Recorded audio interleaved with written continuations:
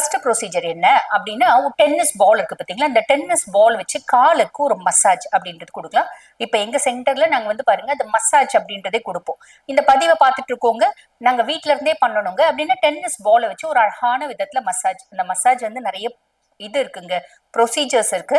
அந்த ப்ரொசீஜர்ஸ்லாம் முடிஞ்சா நான் இன்னொரு பதிவுல உங்களுக்கு சொல்றேன். இந்த மாதிரி டென்னிஸ் பாலை வச்சு காலுக்கு நல்ல பாதங்கள், இந்த குதிகாலு, இந்த வந்து பாத்தீங்கன்னா ஆங்கிள் ஜாயிண்ட் இருக்கு பாத்தீங்களா, அது எல்லாத்தையும் அந்த மேல கீழே எல்லாம் அழகான ஒரு மசாஜ்.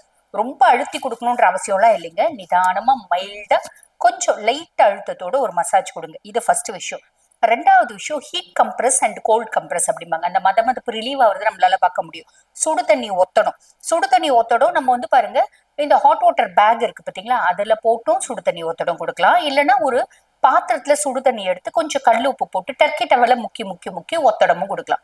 அந்த ஹாட் வாட்டர் கம்ப்ரெஷன். அதுக்கப்புறம் கோல்டு வாட்டர், இந்த ஐஸ் பேக்ஸ்லாம் இருக்கு பாத்தீங்களா, அதை வச்சு கம்ப்ரெஷன் இதுவும் கொடுக்கலாம். இது பெயின் ரிலீவ் ஆகுறது தெரியும்.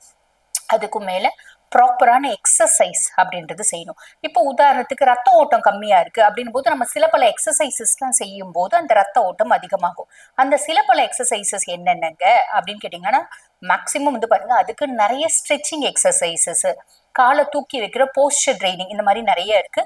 பட் தெரியாதவங்க என்ன பண்ணலாம்னா சிம்பிளா வந்து நல்ல ஒரு ஸ்மூத்தான தரையில ஒரு வாக்கிங் போலாம். ஏன்னா கடினமான தரையில நம்ம வாக்கிங் போறோம், மேடு பள்ளமா போகும், அப்படி போறோம் அப்படின்னு போது காலுக்கு அடிப்படும், நம்மளுக்கு தெரியாது இல்லைங்களா.